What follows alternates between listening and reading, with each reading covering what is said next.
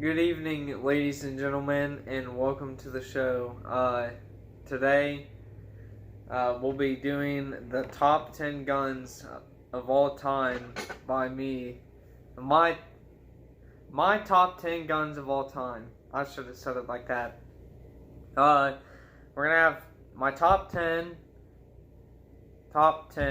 yeah, and then we'll have some honorable mentions. So we'll go ahead and get started. Now, I don't have some of these guns. I don't have visual representations, and I haven't got good at editing yet to where I can put it on the screen. So maybe in later videos, we'll be able to do that. But for now, we'll just have to. You can look them up after. All right, we'll get started. So my number 10 is the Belgian FNFAL rifle, made during the Cold War. It originally was supposed to be an intermediate round, but NATO announced that they wanted to do their 7.62 by 51 or something like that, and so the FNFAL had to be upgraded, and it couldn't really handle the round. It kicks like a mule. It's not safe on automatic, but I just like it because it looks good, and it's just kind of that's just it. It's just a cool looking rifle. So we'll move on. My number 9 is the Steyr AUG. This is another neat looking rifle that I like, but it's also not that. I like using it in Modern Warfare and other games that had it. And I also want to own one in real life because these rifles are my favorite, and they've done, I don't know exact combat status or records of them, but they were used in Australian peacekeeping, so I don't know, they must be good if other countries are buying them, but that's why I have it at number 9, because I don't know, so I keep it low, but it's just another good looking rifle that I like. So we'll move on to the number 8 spot, the G3. This one I don't know the origin. I know that Heckler and Koch, or Koch, however you say it, makes them. They shoot 7.62 by 31. No, 51. I was wrong. I like them. Good looking rifle.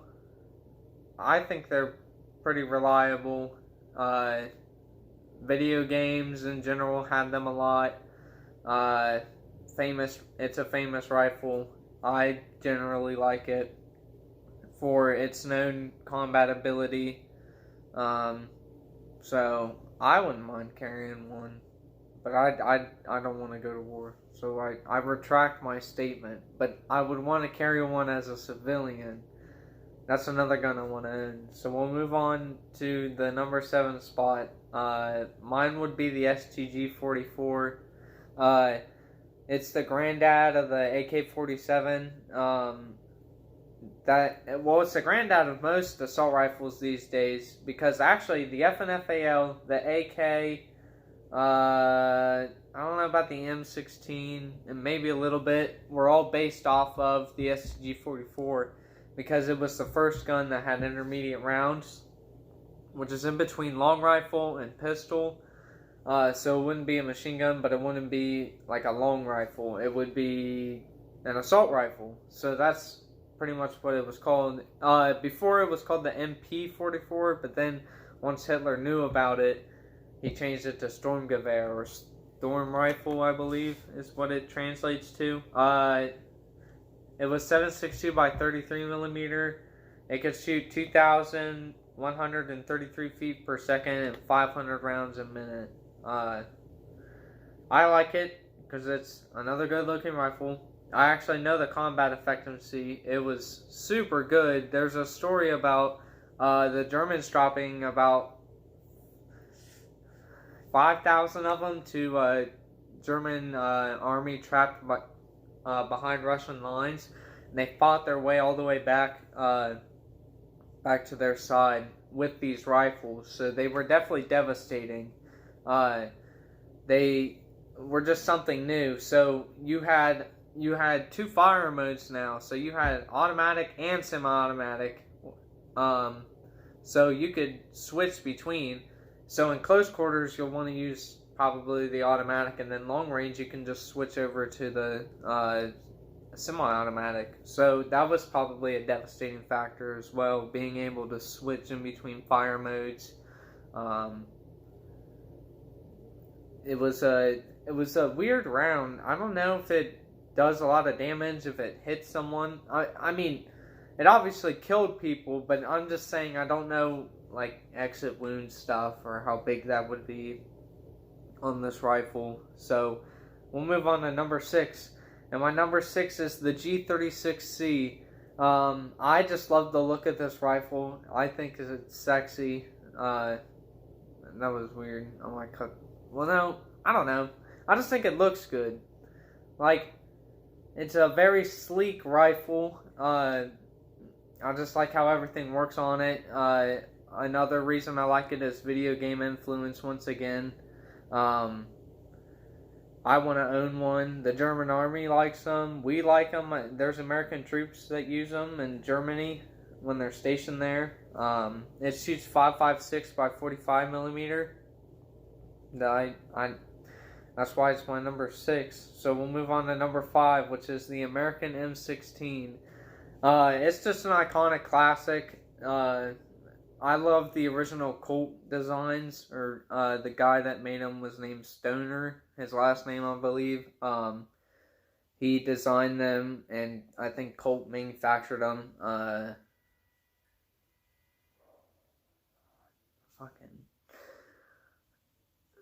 Alright, I'm gonna explain. There's people selling meth down my street, and it's getting real tiring because there's crackheads that come to the end of my street and just honk and honk because they want them to get outside because the cops are coming up the street or shit like that, and they're fucking getting geeked out. So it's stupid. I don't know if you heard that car horn, but that's why that was. I just want to explain that, but we'll continue. It's just a cult classic. It's in almost any, except for World War II. It's like past that in modern day. They're still used today.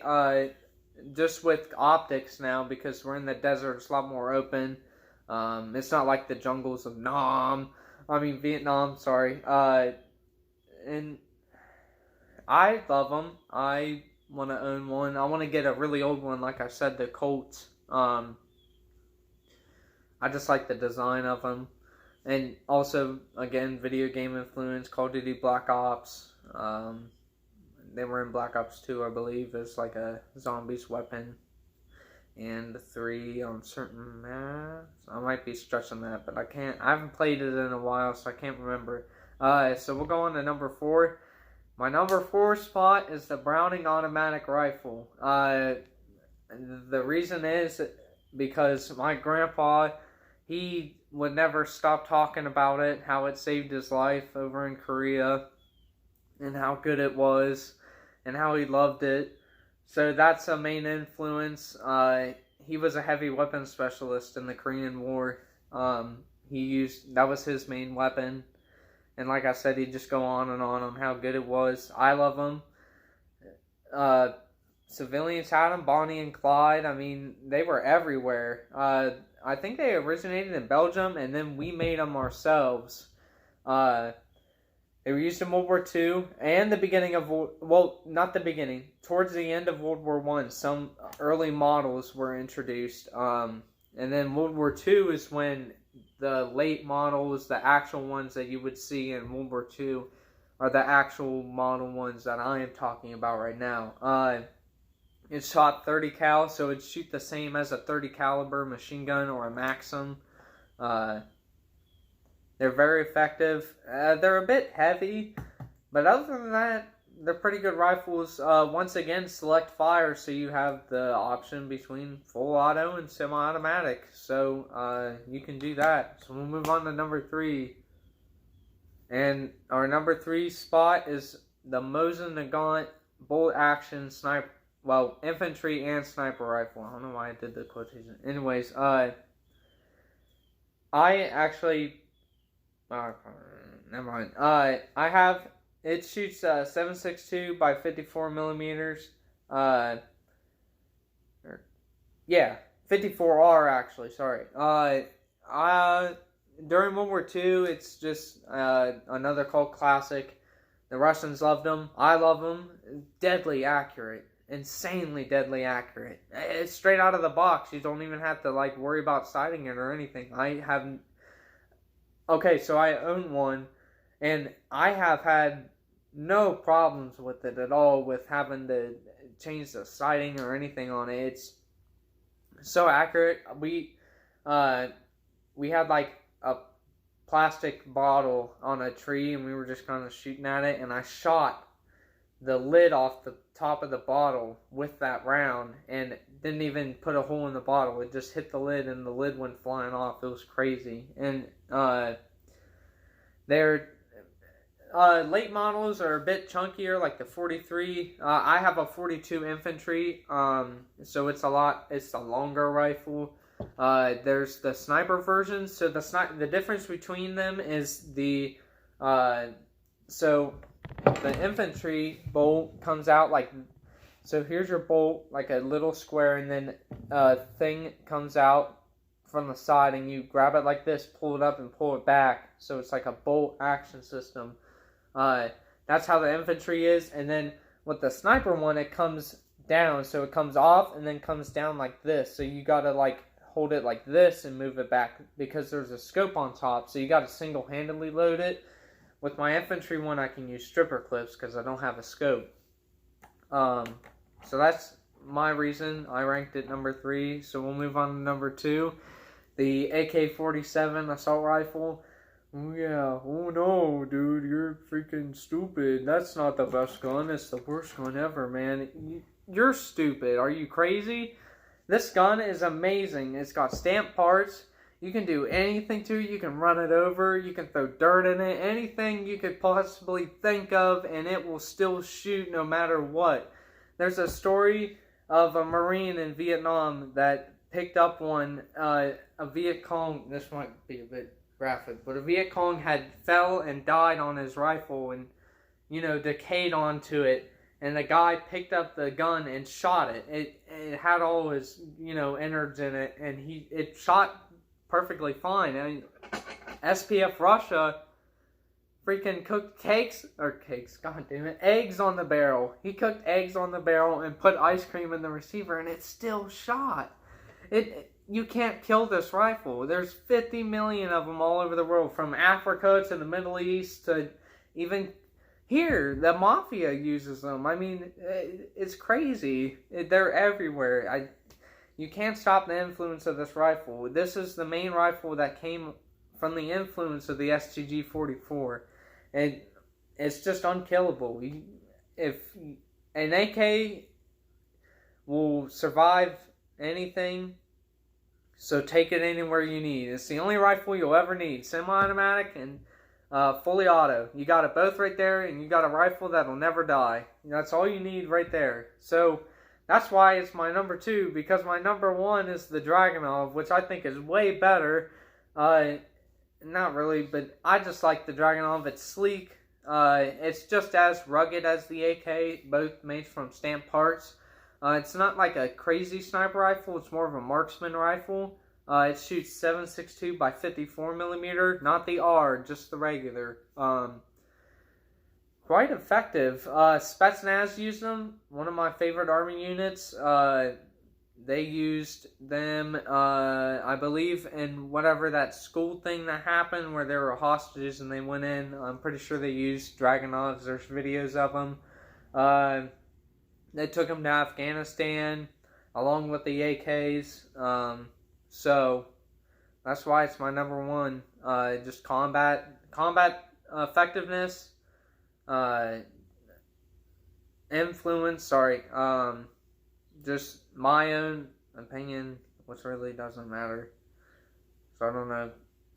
I don't know. Anyways, this is just my opinion.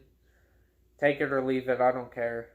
We'll just move on to the honorable mentions. My first honorable mention is the Sten gun, a British submachine gun during World War II, used by the British and the French resistance, mostly airborne. They were light. 9mm, I believe, was the round. I just like them also because they look neat. All guns look neat to me. I know I keep saying that, and they all just look cool. So I'm just gonna stop saying that because we already know. So I'll just get that out. The Sten gun, anyways, it's reliable. If it did jam, it's not hard to unjam it. I believe it was. But anyways, it was relatively reliable. My second honorable mention is Hitler's Buzzsaw, the MG42. 1,200 to 1,500 rounds per minute. I don't know the caliber. Absolute destroyer. The M249 Bravo and the M249 SAW are based off of the MG42. Most machine guns these days are based off the MG42s. The German army still used them for a time, and then they moved up to the MG3, I believe is what it's called. Africa has MG3s. There's videos of the Congo troops there that have them. They're kind of like the AK. They're sort of everywhere. Even MG42s have been, I'm pretty sure there's some pictures of them in Africa being used. My third honorable mention is the Mauser 98K or Kar 98K. Just because of its influence, it's just a cult classic like all the others. So that's my reason. Fourth on my list is the Mini Uzi, another cult classic. So that's why I'm just using it as an honorable mention. Also, its use in the 6-Day War and how reliable it was is the other reason, and I just like the design of it. I think it's cool. So my fifth is the SMLE-3 rifle, the British World War II bolt action, just because it's a cult classic. My sixth is the AK-74U. Due to its smallness, it's like a miniature AK. It won't let you down at all. So that's just why it's an honorable mention. I don't know combat effectiveness or anything. My seventh is the AK-74, which is the modern day AK-47. And nothing's changed, it's just stocks. Like the stocks are changed, like the wood is usually plastic or something now, but the receiver's still the same. So my ninth is the SKS. I just like the look of these rifles. That's my general thought on them. So we'll move on to 10, and it's the RPK. Russian machine gun. You can have jump mags, regular AK mags. The mags are just traversable. So the Dragunov, I believe, is based off the RPK. So we'll move on to my last honorable mention, which is the Gatling gun, hand cranked all the way up to modern day electric. It's a neat gun. I mean, 6 barrels of pure awesomeness. So that's why I like it. So that's the end of the video, guys. I hope you enjoy. See you later.